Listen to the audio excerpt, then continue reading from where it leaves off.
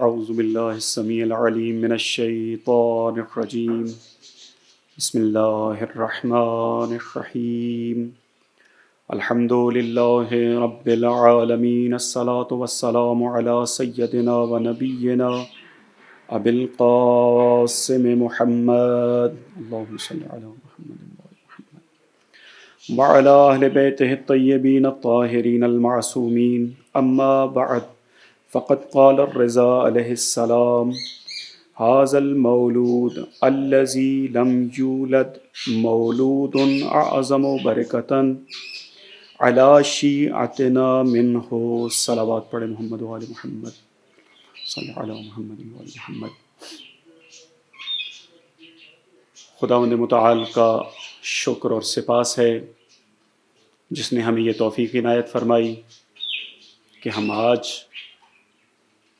اس مولود کا تذکرہ کر رہے ہیں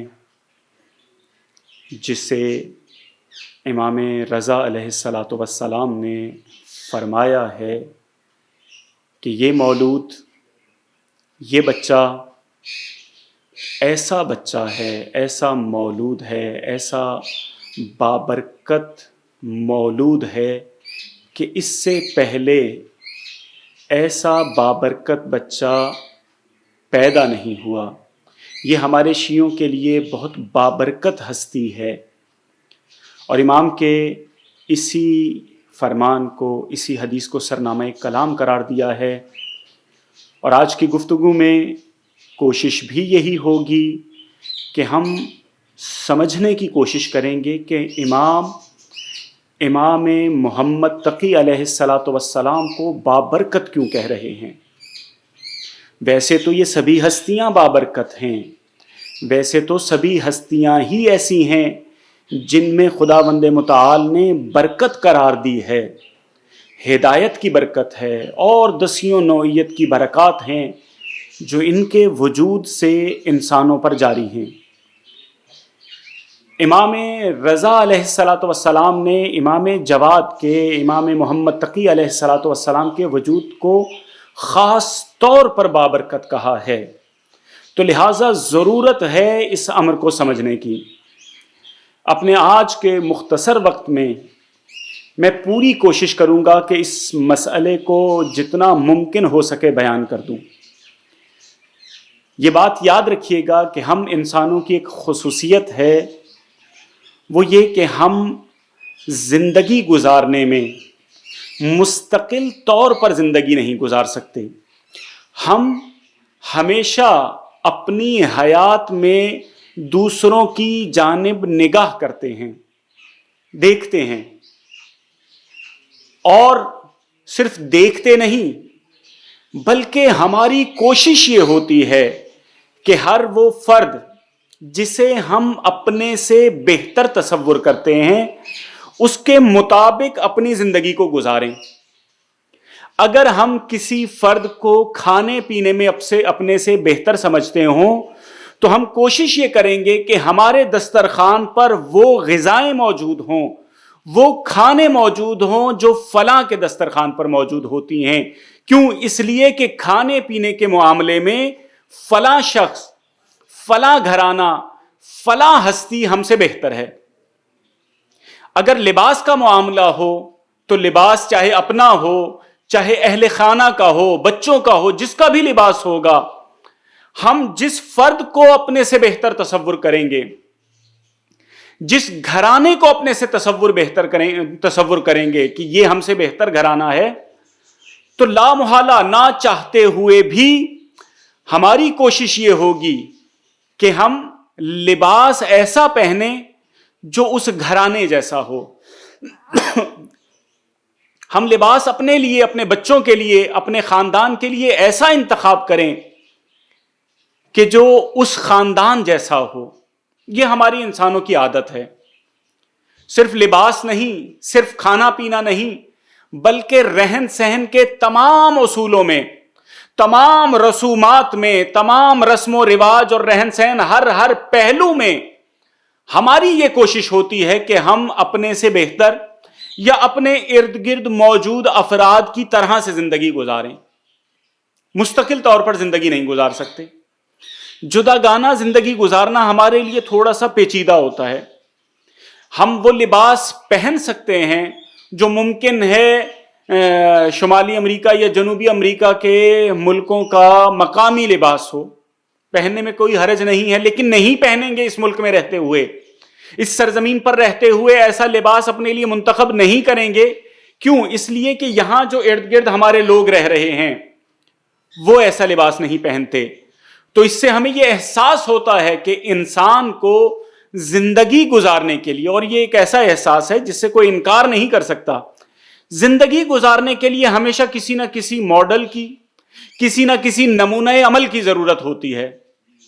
اس کے بغیر زندگی گزارنا واقعاً پیچیدہ عمل ہو جاتا ہے، بہت مشکل ہو جاتا ہے زندگی گزارنا. اور آپ دیکھ سکتے ہیں کہ کتنا مشکل ہوتا ہے کہ جب نمونے موجود ہوں زندگی گزارنے کے، اور اس کے باوجود انسان لباس میں، کھانے پینے میں، رہن سہن میں، رسم و رواج میں پریشان ہوتا ہے کہ کس طرح سے اس سے اچھا انجام دے سکے. لیکن یہ جتنے بھی رسم و رواج ہیں یہ ہمارے ظاہری زندگی کے ہیں. آپ نے کبھی ان کتابوں کی طرف جو ہمارے بچوں کو پڑھائی جاتی ہیں، اس نصاب کی طرف جو ہمارے نوجوانوں اور بچوں کے لیے تدوین کیا گیا ہے، اس کی طرف نظر ڈالیں تو وہاں پر آپ دیکھیں گے کہ وہاں ایک کوشش یہ کی جاتی ہے کہ ان کے سامنے ایسے نمونے رکھے جائیں، ایسے اسوہ رکھے جائیں، ایسی شخصیات کو رکھا جائے کہ جن کو دیکھ کر یہ اپنی ظاہری زندگی کو بہتر نہ کریں، جن کو دیکھ کر یہ اپنے لباس کو ٹھیک نہ کریں کہ فلاں شخصیت ایسا لباس پہنتی تھی لہٰذا ہم بھی ایسا لباس پہنیں گے، فلاں شخصیت یہ چیزیں کھایا کرتی تھی لہٰذا ہم بھی ایسی چیزیں کھائیں گے. نہیں، یہ وہ مرحلہ ہوتا ہے جہاں انسان کے سامنے تعلیم کے دوران، خاص طور پر علم کے دوران، ایسی شخصیات کو پیش کیا جاتا ہے جو ظاہری زندگی سے بالا تر ہو کر ایک اور مرحلے پر زندگی گزارنے کا سلیقہ سکھا سکتی ہیں. آپ کے سامنے ایسے افراد کو، آپ کے بچوں کے سامنے ایسے افراد کو پیش کیا جاتا ہے کہ دیکھو، سچ بولنا ہے تو اس شخص کی زندگی کو دیکھو کہ یہ ہستی اپنی تمام زندگی جتنی بھی مشکلات آئیں کبھی سچ کا دامن نہیں چھوڑا، لہذا آپ سچ اس کو دیکھ کر بولو. ورنہ کیا مقصد ہے کہ کسی شخصیت کے حالات زندگی پڑھائے جائیں؟ کیا مقصد ہے کہ کسی شخص کا رہن سہن بیان کیا جائے؟ وہ قطعاً اسی لیے بیان کیا جاتا ہے کہ ہمارے اندر انسانی صفات پیدا ہوں، اعلیٰ انسانی اقدار پروان چڑھیں. تو لہٰذا انسانوں کے لیے ضروری ہے کہ جہاں انہوں نے اپنی ظاہری زندگی گزارنے کے لیے کچھ نمونہ عمل انتخاب کر لیے ہیں، وہیں ہمارے لیے کچھ ایسے نمونہ ہائے عمل ہونے چاہیے جن کو دیکھ کر ہم اپنی انسانی زندگی کو بہتر کر سکیں. اور ان نمونہ ہائے عمل کو، ان اسوہ ہائے حسنہ کو خداوند متعال نے معین فرمایا ہے یہ کہہ کر کہ لقد کان لکم فی رسول اللہ اسوۃ حسنہ، کہ ہم نے تمہارے لیے نبی کریم کی ذات میں اسوہ حسنہ رکھ دیا ہے، اور نبی کریم کے حقیقی جانشینوں میں اسوہ حسنہ رکھ دیا ہے کہ اگر انسانی زندگی گزارنا چاہتے ہو، اگر اعلیٰ اقدار سے وابستہ اور اعلیٰ اقدار پر عمل پیرا ہونا چاہتے ہو تو ان ہستیوں کی طرف نگاہ کرنا. انہی ہستیوں میں سے ایک ہستی امام محمد تقی علیہ الصلاۃ والسلام ہے، جن کی آج شب ولادت ہے. امام محمد تقی علیہ الصلاۃ والسلام کی پوری زندگی اٹھا کر دیکھ لیں، قدم قدم پر ان کی زندگی کے اندر اتنے حسین، اتنے خوبصورت اسوہ حسنہ نظر آئیں گے، ایسی چیزیں نظر آئیں گی کہ جس کو دیکھ کر ہم بہت پیاری، بہت اچھی، بہت خوبصورت انسانی زندگی گزار سکتے ہیں.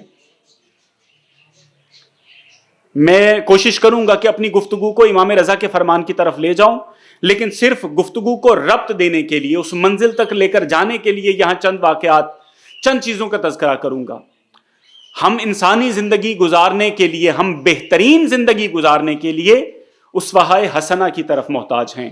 امام جواد علیہ الصلوۃ والسلام، امام محمد تقی علیہ الصلوۃ والسلام کی पूरी जिंदगी उठाकर देखें कि वो वही पैगाम देते हुए नजर आते हैं जो 1,24,000 अंबिया दे रहे थे। तौहीद का पैगाम, शिर्क से दूरी का पैगाम। और ये जो जिंदगी हम गुजार रहे हैं, इसके हवाले से हमारी जहनियत को तब्दील करने का पैगाम। किस तरह से कि हम अपने इर्द गिर्द छोटी छोटी शख्सियात को, मामूली मामूली हस्तियों को, मामूली अदाकारों को, फनकारों को, फुटबॉलर्स को, खिलाड़ियों को अपने लिए नमूना अमल बना लेते हैं। और जैसे वो जिंदगी गुजारते हैं तो जिंदगी और दुनिया से वाबस्तगी का अमल इतना कवी हो जाता है कि जब हम उनके मुताबिक जिंदगी नहीं गुजार पाते तो अफसुर्दा हो जाते हैं, गमगीन हो जाते हैं, जिंदगी बुरी लगने लग जाती है। लेकिन इमाम मोहम्मद तकी अलैहिस्सलातु वस्सलाम फलसफे हयात किस तरह से बयान कर रहे हैं कि देखो, इस दुनिया से वाबस्ता ना होना। ये दुनिया है, इस दुनिया की अशिया तुम्हारे इस्तेमाल के लिए हैं, तुम इनके लिए नहीं हो, ये तुम्हारे लिए हैं। अगर ये तुम्हारे लिए हैं तो वाबस्तगी नहीं होगी। और इमाम ने सिर्फ कहा नहीं, अमली तौर पर कर दिखाया। एक बड़ा मारूफ वाकया है कि इमाम जवाद अलैहिस्सलातु वस्सलाम का कुछ सामान था, लिबास था और दीगर असबाब ज़िंदगी थे। मौला के ग़ुलाम लेकर आ रहे थे कि रास्ते में चोर डाकुओं ने वो सारा सामान चोरी कर लिया। मौला के खादिमों ने इमाम की खिदमत में ख़त अरसाल किया और मौला को बताया कि आका, ये ऐसे ऐसे सारा सामान चोरी हो गया है, कुछ भी बाकी नहीं बचा। तो तवक्को तो यही की जा रही थी कि इमाम के सामने इतना कीमती सामान, लिबास थे, दीगर लवाज़िम हयात थे, सब चोरी हो गए। तो इमाम ने फ़ौरन ख़त का जवाब तहरीर फरमाया कि क़त्अन परेशान होने की ज़रूरत नहीं, याद रखो कि ये अशिया जब तक थी तो ये इसलिए थी कि हम इनको इस्तेमाल करके अपने राहत व सकून के असबाब फराहम करें, कि हम आरामदेह ज़िंदगी गुजारें। ये अशिया इसलिए हैं कि हमें थोड़ा सा आराम मिले, बेहतर ज़िंदगी गुजार लें। और अगर ये चीज़ें हमसे छिन गई हैं, चली गई हैं, तो जज़ा व फ़ज़ा करने की ज़रूरत नहीं है, गिरिया करने की ज़रूरत नहीं है, रोने पीटने की ज़रूरत नहीं है। गई तो गई, चली गई। हमें इस पर सब्र करना चाहिए, हमें तहम्मुल और बुर्दबारी का मुजाहरा करना चाहिए, इसलिए कि अगर हम इन चीज़ों के छिन जाने पर सब्र करेंगे तो उसके नतीजे में हमें फिर सवाब मिलेगा। तो यह है अशिया को इस्तेमाल करने का तरीका, उसूल, दुनियावी चीज़ों को इस्तेमाल करने का उसूल, कि अगर आपके पास हैं, अल्लाह ने आपको नेमात दी हुई हैं तो इस्तेमाल करें, इस पर भी अजर मिलेगा। और अगर ये अशिया आपसे ले ली गई हैं तो इस पर शुक्र नहीं कर सकते तो कम से कम सब्र करें, आपको इस सब्र करने पर भी अजर मिलेगा। और इमाम की जिंदगी के अंदर ये कोई मामूली बात नहीं है। इमाम सादा जिंदगी को पसंद करते थे। सादगी इमाम मोहम्मद तकी अलैहिस्सलातु वस्सलाम की हयात में देखी जा सकती है। और ये बहुत बड़ा और बहुत ही पेचीदा अमल है। कोई आम आदमी जिसके पास कुछ ना हो, वो सादगी का दिलदादा हो तो कोई बड़ी बात नहीं है। लेकिन इमाम मोहम्मद तकी अलैहिस्सलातु वस्सलाम कौन सी हस्ती हैं जो बनी अब्बास के सबसे मजबूत खलीफा, सबसे ताकतवर खलीफा मामून के दामाद हैं। उम्र कितनी है? उम्र 20 साल है, नौजवान हैं। इसीलिए तो कहा जाता है जवादुल आइम्मा, यानी जवानुल आइम्मा। 20 साल की उम्र है। 20 साल की उम्र में आप तसव्वुर कर सकते हैं कि दारुल हुकूमत में, कैपिटल में, बगदाद में इमाम तशरीफ फरमा है, वहां रह रहे हैं, कुछ अरसे के लिए वहां रुके हुए हैं। तो इस दौरान इमाम का जो प्रोटोकॉल है, इमाम को जिस तरह से दरबारी और दीगर शख्सियात, वज़ारा वगैरह, मशीर वगैरह जितने भी हैं, वो किस तरह से पेश आते हैं कि हर वक्त इमाम के घर के बाहर इतनी बेहतरीन सवारियां, घोड़े वगैरह, ये सब जीन लगाकर खड़े रहा करते थे कि अगर कहीं इमाम जाने का इरादा करें تو بہترین سواریاں امام کے دروازے پر موجود ہوں. ہر روز خلیفہ کے علاوہ جتنے بھی وزراء ہوا کرتے تھے، جتنی بھی اہم شخصیات ہوا کرتی تھیں، وہ پہلے خلیفہ کو سلام کرتی تھی، اور خلیفہ کو سلام کرنے کے بعد امام محمد تقی کی خدمت میں آ کر سلام کیا کرتی تھی. اور اس کے بعد وہاں پر مختلف شخصیات ہر وقت امام کی موجودگی، امام کے سامنے بیٹھی رہا کرتی تھی. مختلف مسائل امام سے ڈسکس کرنے کے لیے مسلسل لوگ آتے جاتے رہا کرتے تھے. جو وفد بھی آتا تھا وہ امام کی خدمت میں ضرور آتا تھا، اور ان کی تواضع کے لیے، ان کی دیکھ بھال کے لیے خادم، غلام، کنیزیں، وفور کثیر تعداد میں موجود ہوتے تھے. دنیا کے بہترین پھل، بہترین کھانے ہر وقت امام کی محفل میں موجود رہا کرتے تھے. اب عالم یہ ہے کہ اس قسم نوجوان ہیں 20 سال کے. امام رضا علیہ الصلوۃ والسلام کے ایک صحابی ہیں حسین مکارے.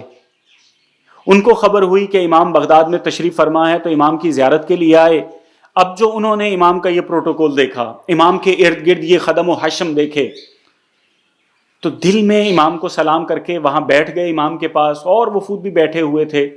جب وہ اٹھ کے چلے گئے، یہ دل میں اپنے سوچ رہے تھے بیٹھے ہوئے کہ یہ جو نعمتیں، یہ جو کچھ مال اموال، خادمین، نوکر چاکر، یہ جو کچھ میں دیکھ رہا ہوں، یہ دل میں بات کر رہے ہیں حسین مکارے. ان کے ہوتے ہوئے اس جوان کا، امام کی طرف اشارہ کر کے کہتے ہیں اپنے دل میں، کہ اس جوان کا بغداد سے واپس جانا بہت مشکل ہے. حسین مکارے کہتے ہیں کہ میں اپنے دل میں یہ سوچ رہا تھا کہ میں نے دیکھا کہ امام جواد نے سر کو جھکا لیا. تھوڑی دیر بعد امام نے اپنے سر کو بلند کیا تو میں نے ان کے چہرے پر غم کے آثار دیکھے، محزون دیکھا امام کو. امام کہنے لگے، حسین، یہ جو تم دیکھ رہے ہو، اس کی نسبت میرے لیے نانا کے شہر مدینے میں زندگی گزارنا گندم کی خشک روٹی کٹے ہوئے نمک کے ساتھ، پسے ہوئے نمک کے ساتھ نہیں، کٹے ہوئے موٹے نمک کے ساتھ کھانا زیادہ محبوب ہے ان سارے دسترخوانوں سے. یہ ہے سادگی، زندگی سے وابستگی نہیں ہے. یہ ہے امام جواد علیہ الصلوۃ والسلام کی زندگی کا ایک پہلو. امام نے اسوہ حسنہ کے طور پر ہمیں زندگی گزارنے کا سلیقہ دیا. امام کی زندگی کے اور بھی بہت سارے پہلو ہیں جو آج کی اس نشست میں بیان نہیں کروں گا. میری کوشش ہوگی کہ آج میں امام رضا علیہ الصلوۃ والسلام کے اس فرمان کو انتہائی اختصار سے پیش کر سکوں. امام رضا علیہ الصلوۃ والسلام نے امام محمد تقی کو شیعوں کے لیے سب سے زیادہ مبارک فرزند قرار دیا ہے، سب سے زیادہ بابرکت فرزند قرار دیا ہے. سب سے زیادہ مبارک اور بابرکت فرزند ہونے کا مطلب کیا ہے، اسی کی جانب مختصر سے اشارہ کروں گا. دیکھیے کہ امام جواد علیہ الصلوۃ والسلام ایک ایسے عہد میں زندگی گزار رہے ہیں، ایک ایسی منزل پر ظاہر ہو رہے ہیں کہ جہاں سے عصر غیبت شروع ہو رہا ہے. یعنی تشیع کو غیبت کے لیے تیار کرنا ہے، مسلمانوں کو غیبت کے لیے تیار کرنا ہے. یہ ایک حقیقت ہے. یعنی امام جواد کے بعد امام محمد تقی کے دور تک افراد کا امامت سے رابطہ مختصر ہو جائے گا، اور جب یہی دور امام عسکری میں پہنچے گا تو اور مزید مختصر ہو جائے گا، اور جب آخری امام کے دور میں یہ سلسلہ پہنچے گا تو رابطہ کم ہوتے ہوتے بالکل ختم ہو جائے گا. یعنی کیا؟ اس کا مطلب یہ ہے کہ اب امام تک رسائی نہیں رہے گی جب تک امام کا ظہور نہیں ہوگا. تو لہٰذا امام کے ظہور تک شیعوں کو زندگی گزارنے کا جو قیامت تک، یعنی امام کے ظہور تک جو ہستی سلیقہ عطا کرے گی، مسلمانوں کو جو ہستی قیامت تک یا ظہور امام اصغر علیہ الصلوۃ والسلام تک زندگی گزارنے کا سلیقہ دے کر جائے گی، وہ امام جواد علیہ الصلوۃ والسلام ہیں، امام محمد تقی علیہ الصلوۃ والسلام ہیں۔ وہ کس طرح سے زندگی کا سلیقہ دیں گے، یہی آج صرف اشارہ کروں گا۔ وہ سب سے بڑا کام جو امام نے، سب سے بڑا اس حوالے سے کہ آج کے بیان کے لحاظ سے، ورنہ امام کی زندگی کے اور بھی بہت سے پہلو ہیں، امام نے جو کام کیا ہے وہ ہے اہل بیت کی مرکزیت کو زندہ کرنا، اہل بیت کو ہر حال میں قبول کرنا۔ یہ بہت بڑی بات کر رہا ہوں میں۔ اہل بیت کو، اہل بیت کی عظمت کو، اہل بیت کی مرکزیت کو، ہر حال میں اہل بیت کی طرف رجوع کرنے کو، یہ جو احساس ہے، یہ جو تعلیم ہے کہ ہر حالت میں اہل بیت کی طرف رجوع کرنا ہے، یہ امام محمد تقی علیہ الصلوۃ والسلام سے شروع ہوتی ہے۔ وہ کس طرح؟ یہ انسانی نفسیات ہے۔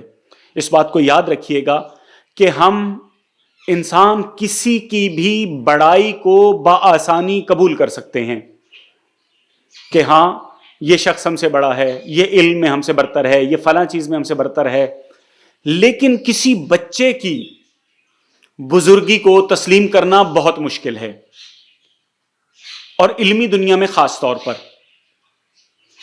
تو خداوند متعال نے امام جواد علیہ الصلوۃ والسلام کا انتخاب اسی حوالے سے کیا۔ یہ آپ کو معلوم ہونا چاہیے کہ امام جواد کی ولادت باسعادت امام رضا کی آخری عمر میں ہوئی ہے۔ جب امام کی شہادت ہوئی ہے تو امام 6 یا 7 سال کے بچے تھے، اور اسی وجہ سے امام علمیت کی بنیاد پر اہل بیت کی مرجعیت کو زندہ کر رہے ہیں کہ دیکھو ایک بچے کو تسلیم کرنا ہے، اگر علم امامت اس کے پاس موجود ہے تو ایک لمحے کے لیے بھی اپنے دل میں شک نہیں لانا۔ اور یہاں سے بس یہ امام کی جو علمی مرکزیت ہے، اور امام نے جو اہل بیت کی علمی مرکزیت کو زندہ کیا، میں اس کے حوالے سے چند ایک نکات آپ کی سماعتوں کی نظر کر کے اپنی آرائز کو سمیٹ لوں گا۔ علمی مرکزیت، امام 6 یا 7 سال کے بچے ہیں۔ امام رضا کی شہادت کے بعد بہت سارے شیعہ امام صادق علیہ الصلوۃ والسلام کے پرانے گھر میں جو متروک ہو چکا تھا وہاں اکٹھے ہوئے، بڑا گھر تھا، وہاں اکٹھے ہوئے پریشان ہیں کہ اب امام کون ہیں، امام کی معرفت کے حوالے سے نہیں جانتے، دور دراز شہروں سے آئے ہوئے ہیں۔ کہ اتنے میں امام کے چچا احمد ابن موسیٰ یعنی امام رضا کے بھائی وہ تشریف لے کر آتے ہیں، محفل میں آتے ہیں، تو ایک آدمی اعلان کرتا ہے کہ یہ فرزند رسول آئے ہیں۔ فرزند رسول آئے ہیں تو امام کی پہچان کے حوالے سے جو شیعوں کا، جو محدثین کا، جو بزرگوں کا طریقہ کار تھا وہ یہی تھا کہ جو ہستی آ کر بیٹھتی تھی اس سے سوالات پوچھتے تھے۔ اب یہ احمد ابن موسیٰ جب تشریف فرما ہوئے اور لوگوں نے سوالات کرنے شروع کیے تو کچھ ہی دیر کے بعد انہوں نے دیکھا کہ احمد ابن موسیٰ کچھ جوابات تو دے رہے ہیں، لیکن ان کے جوابات دینے کی سطح ایک عام محدث جتنی ہے اس سے برتر نہیں ہے، ایک عام عالم دین جتنی تو ہے، لیکن امام کی سطح تک نہیں ہے۔ اگر کوئی پیچیدہ مسئلہ پوچھا جاتا ہے تو اس کے لیے سوچ میں پڑ جاتے ہیں، اس کے لیے پریشان ہو جاتے ہیں، ماتھے پہ پسینہ آ جاتا ہے۔ تو یہ پریشان ہوئے۔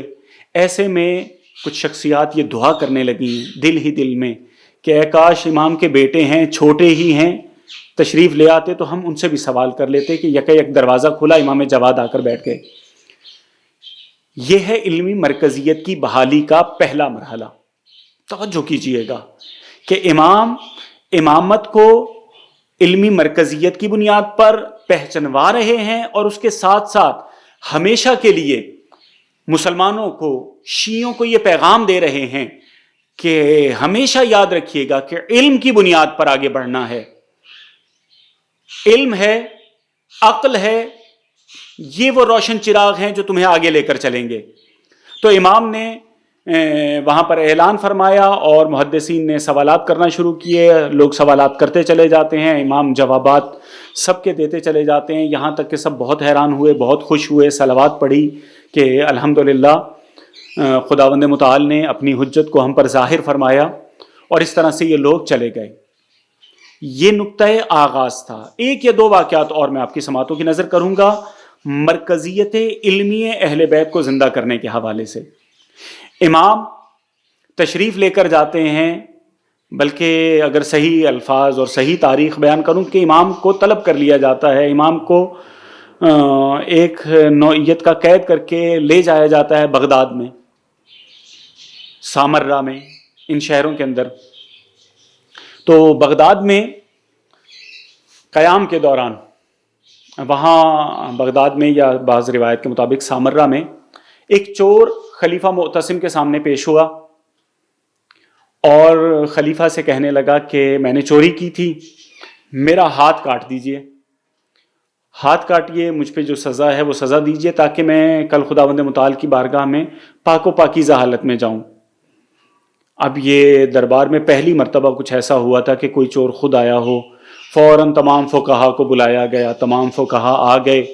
تو خاص طور پر امام محمد تقی علیہ الصلوۃ والسلام کو بھی دعوت دی گئی کہ آپ بھی تشریف لائیے. تمام فقہا جتنے بھی اس دور میں اس وقت تک فقیہ موجود تھے, جتنے بھی مسالے کو مکاتب فکری موجود تھے, سب کو بلایا گیا. ان سے آراء لینا شروع کی. مختلف آراء آتی رہی. دو آراء اہم تھیں. ایک رائے کے مطابق کہا گیا کہ یہ چور ہے, اس نے اقرار کیا ہے, اقرار الوکلاء علی انفسہم جائز, لہٰذا اس کا ہاتھ ٹخنے سے کاٹ دیا جائے گا, یہاں سے کاٹ دیا جائے گا. پوچھا گیا کہ تمہارے پاس دلیل کیا ہے؟ کہا آیت تیمم دلیل ہے کہ ہاتھوں سے وضو تیمم کرنے کا کہا گیا ہے, انسان ہاتھوں سے تیمم کرتا ہے اور یہ یہاں تک ہاتھ شامل ہے, لہٰذا اتنا ہاتھ کاٹ دیا جائے. یہ سن کر ایک اور گروہ جو بڑا گروہ تھا, انہوں نے کہا کہ نہیں جناب, یہاں سے کہاں سے ہاتھ کاٹ رہے ہیں, یہ ہاتھ کوہنی سے کاٹا جائے گا, اس لیے کہ تیمم سے بڑی عبادت وضو ہے, اور وضو کے بارے میں ہے فغسلوا وجوہکم وایدیکم الی المرافق, کہ تم اپنے چہروں کو اور ہاتھوں کو دھو کوہنیوں تک. اب اگر کوہنیوں تک ہاتھ اللہ تعالیٰ نے قرار دیے ہیں, تو اگر کم از کم بھی ہاتھ کو کاٹا جائے گا اس کے, تو کوہنیوں تک کاٹا جائے گا, اس سے کم نہیں کاٹا جا سکتا. امام جواد علیہ الصلوۃ والسلام سے پوچھا گیا کہ فرزند رسول آپ فرمائیے. امام نے کچھ اقرا کے بعد جو جواب ارشاد فرمایا ہے, اس جواب کو سننے کے بعد یہ فقہا جو اس محفل میں موجود تھے, یہ اپنے گھروں میں جا کر, اپنے شاگردوں کے سامنے جا کر یہ کہتے ہوئے نظر آتے ہیں کہ اے کاش آج سے 20 سال پہلے میں مر گیا ہوتا, مجھے اس طرح سے ذلت و رسوائی نہ ہوتی, کہ گویا مجھے ایسے محسوس ہو رہا تھا کہ مجھے قرآن کا اور فقہ و شریعت کا کچھ پتہ ہی نہیں ہے. امام نے کیا فرمایا؟ امام نے کہا کہ اس کی صرف اور صرف انگلیوں کو کاٹا جائے گا, صرف انگلیوں کو کاٹا جائے گا, ہاتھ نہیں کاٹا جائے گا. پوچھا گیا کہ ہاتھ مولا کیوں نہیں کاٹا جائے گا؟ کہا کہ قرآن مجید کے اندر آیت ہے وَأَنَّ الْمَسَاجِدَ لِلَّهِ, سجدے کے جو مقامات ہیں وہ صرف اور صرف اللہ کے لیے ہیں. فَلَا تَدْعُوا مَعَ اللَّهِ أَحَدًا, اللہ کے ساتھ کسی اور کو نہ پکارو. یعنی جو اللہ کی چیزیں ہیں, جو سجدے کے مقامات ہیں وہ اللہ کے ہیں, اور اللہ کے ساتھ کسی اور کو نہیں پکارنا. تو پس چوری کی بنیاد پر جو اللہ کی چیز ہے اس کو نہیں کاٹا جا سکتا. 7 مقامات ہیں جن پر سجدہ, جو سجدے کے اندر زمین پر لگنا ضروری ہیں, ان میں سے ہاتھ بھی ہیں. تو لہٰذا جب امام نے یہ فتویٰ دیا, یہ حکم بیان کیا, تو اس کے بعد لوگوں کو, وہاں موجود تمام کے تمام فقہا کو, وہاں موجود تمام کے تمام محدثین کو, وہاں موجود سب کے سب علماء کو اس بات کا احساس ہو گیا کہ اگر کائنات کے اندر کوئی ہستی, کوئی خاندان مرکزیت علمی رکھتا ہے, قرآن کو سمجھنے کے لیے اگر کسی کی طرف رجوع کیا جا سکتا ہے, تو وہ یہی خاندان ہے, یہی خاندان اہل بیت ہے جس کی طرف رجوع کرنا ہوگا. اور اس سے بھی بڑھ کر بڑا معروف واقعہ ہے, سنا ہوا ہے آپ کا, کہ اس خلیفہ مامون نے یہ فیصلہ کیا تھا کہ اپنی بیٹی ام الفضل کا نکاح امام جواد سے کرے گا. تو بنی عباس کو بہت برا لگا. بنی عباس نے مامون کے سامنے احتجاج کیا. تو مامون نے کہا کہ اگر تم ان سے زیادہ بہتر، ان سے زیادہ افضل کوئی آدمی لے آؤ جو فضل میں، علم میں، تقوی میں ان سے بہتر ہو تو لے آؤ، میں تمہاری بات مان لوں گا. مناظرے کا انتظام ہوا. میں انتہائی اختصار سے گزر رہا ہوں. مناظرے کا انعقاد کرنے کا فیصلہ کیا گیا کہ مناظرہ کیا جاتا ہے، دیکھ لیتے ہیں. اگر یہ بچہ، یہ جوان جواب دے دے گا تو ہم خاموش ہو جائیں گے، اگر جواب نہ دے سکا تو پھر تمہیں ہماری بات ماننا ہوگی اور ام الفضل اور امام محمد تقی کی شادی نہیں کی جائے گی. مامون راضی ہو گیا. یحییٰ ابن اقسم سوالات کی تیاری کے لیے کچھ وقت لیا. چند دن تک یحییٰ ابن اقسم معروف فقیہ ہے، قاضی القضات ہے، چیف جسٹس ہے خلافت کا، سب سے بڑا عالم دین شمار ہوتا ہے. چند دن تک وہ 50 سوال تیار کرتا ہے، اور ان 50 سوالوں میں سب سے بڑا سوال جو اس نے تیار کیا، اس نے ایک نوجوان کی ذہنی صلاحیت، علمی قابلیت اور ان ساری چیزوں کو مد نظر رکھتے ہوئے جو سوال تیار کیا، اس کے اندر نفسیات کا بڑا عمل دخل تھا. سوال کون سا؟ دیکھیں، جتنے بھی جوان ہیں بالغ ہونے کے بعد یا بالغ ہونے سے پہلے ہی نماز پڑھنا شروع کرتے ہیں. جب نماز پڑھتے ہیں تو ان کو احکام نماز معلوم ہوتے ہیں، ہر روز نماز پڑھ رہے ہیں. ہر روز نماز پڑھنے کی وجہ سے نہ صرف یہ کہ واجبات نماز پتہ ہیں، واجبات نماز کے ساتھ ساتھ اس کو نماز کے دیگر متعلقہ احکام بھی پتہ ہوتے ہیں، شکیات نماز بھی کسی نہ کسی حد تک پتہ چل جاتی ہیں، اور نماز کے دیگر متعلقہ اور غیر متعلقہ مسائل سے انسان آشنا ہو سکتا ہے. ایک معمولی طالب علم، ایک عام عالم دین نماز کے مسائل سے آشنا ہو سکتا ہے، لیکن یہ بھی ایک حقیقت ہے کہ بہت سارے لوگ نماز کے بھی تمام مسائل سے اس وقت بھی آشنا نہیں ہوتے. یہ پیچیدہ مسائل ہیں نماز کے بھی. خیر، اس نے نماز سے کوئی مسئلہ نہیں لیا، روزے سے کوئی مسئلہ نہیں لیا کہ سال میں کم از کم 1 مہینے تک انسان روزے رکھتا ہے، تو لہٰذا اگر روزے سے کوئی مسئلہ پوچھا گیا تو آسان ہے.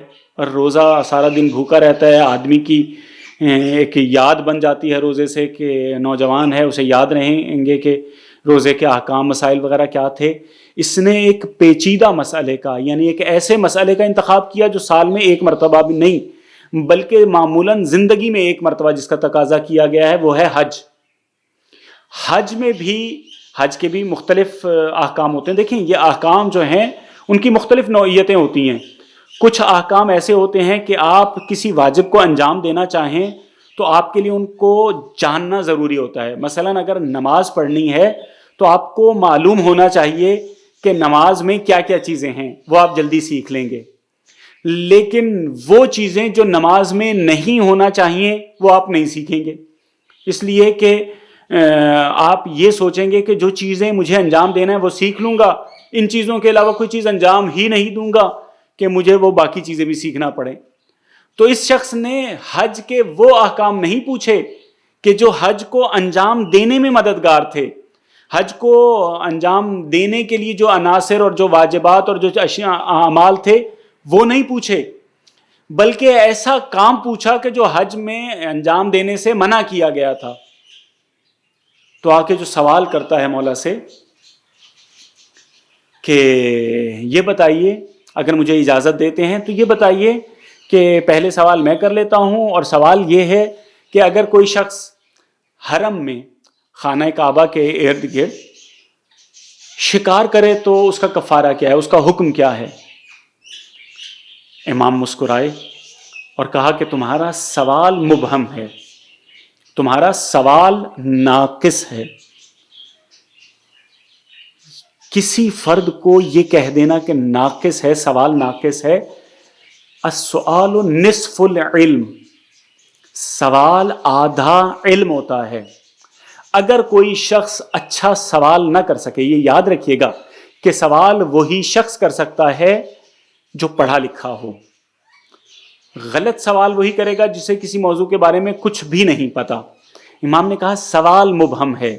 یہ سوال مبہم کیسے ہے، یہی پہلی بات ہی یحییٰ ابن اقسم کے لیے کافی تھی۔ اب امام نے جب اسی کے سوال کی شکیں بیان کرنا شروع کی، اسی کے سوال کے مختلف پہلو بیان کرنا شروع کیے، تو یحییٰ کی آنکھیں حیرت سے کھلی کی کھلی رہ گئیں۔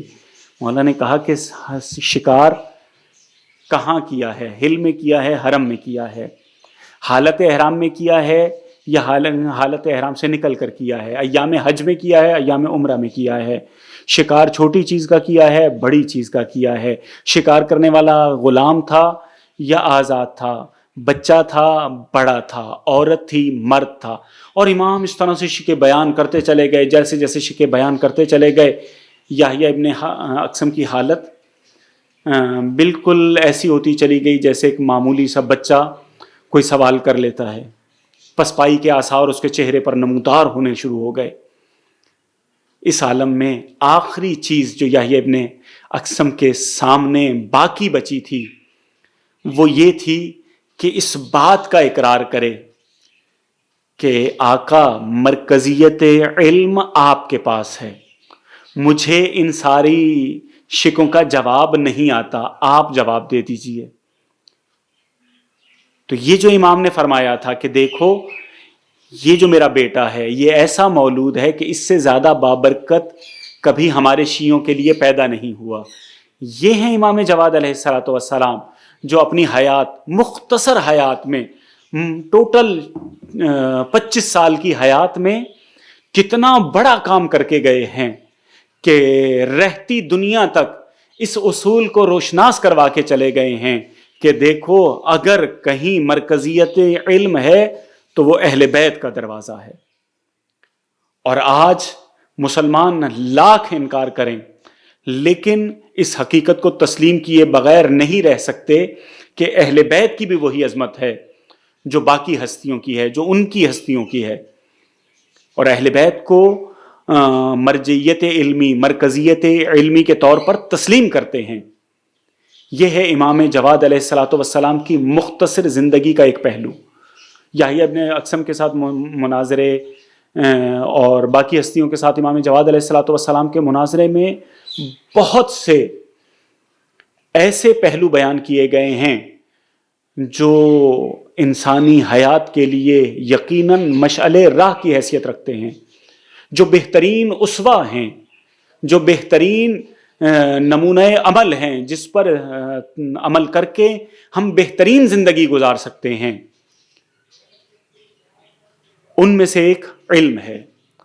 علم حاصل کرو اور علم حاصل کرنے میں ہمیشہ مرکزیت محمد و آل محمد علیہ الصلوۃ والسلام کو ادا کرو۔ یہ آل محمد وہ ہستیاں ہیں جن کی طرف تمام علوم کی بازگشت ہے، یہی وہ حقیقت ہے جس کی جانب امام نے اشارہ فرمایا۔ آج کی گفتگو کو ہم امام کی ولادت باسعادت کی مناسبت سے اسی ایک پہلو کو نمایاں کر کے ختم کر رہے ہیں، اس دعا کے ساتھ کہ خداوند متعال امام جواد علیہ الصلوۃ والسلام کے صدقے ہمیں یہ توفیق عنایت فرمائے کہ امام نے زندگی گزارنے کے جو نمایاں اصول، جو سنہرے اصول ہمارے لیے معین فرمائے ہیں، ہم ان پر چل کر بہترین زندگی گزاریں۔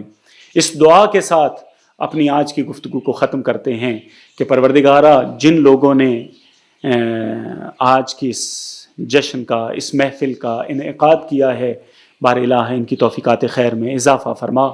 پروردگارہ تجھے واسطہ محمد و آل محمد کا زہرا اکیڈمی کو دن دگنی رات چوگنی ترقی عطا فرما، اس کے مسئولین، اس کے ذمہ داران، اس کا عملہ، اس میں کام کرنے والے، اس کے ساتھ تعاون کرنے والے تمام مومنین پر اپنی رحمتیں اور برکتیں نازل فرما۔ بار الہ تجھے واسطہ محمد و آل محمد کا وہ تمام افراد جو اس ذکر کی نشر و اشاعت میں محنت و کوشش کر رہے ہیں، پروردگارہ ان کی توفیقات خیر میں بھی اضافہ فرما۔ بار الہ وہ تمام مومنین جو اس ذکر کو سماعت کر رہے ہیں، سن رہے ہیں، کسی بھی وقت کسی بھی جگہ پر، بار الہ ان کی نسلوں میں محبت اہل بیت اور مودت اہل بیت کو جاری و ساری فرما۔ بار الہ ہم میں سے جو مومنین مقروض ہیں ان کے قرضوں کو ادا فرما، جو مومنین بے روزگار ہیں انہیں روزگار عنایت فرما، جو مومنین اس دنیا سے رخصت ہو چکے ہیں انہیں جوار ائمہ معصومین میں جگہ عنایت فرما، جو مومنین قید و بند کی صعوبتیں برداشت کر رہے ہیں انہیں رہائی عنایت فرما، جو مومنین بے اولاد ہیں انہیں اولاد نرینہ عطا فرما، جو مومنین بیمار ہیں خاص طور پر اس عالمی وبا کا شکار ہیں پروردگارا ان سب کو شفائے کاملہ و عاجلہ عنایت فرما۔ بار الہ امام عصر کو ہم سے راضی و خوشنود فرما، بار الہ ہمیں ان کے اعوان و انصار میں قرار دے۔ بار الہ ہماری آخری اور سب سے اہم دعا یہ ہے کہ اپنی آخری حجت کا ظہور فرما۔ ان اللہ و ملائکتہ یصلون علی النبی یا ایھا الذین آمنوا صلوا علیہ وسلموا تسلیما۔ اللہم صل علی محمد۔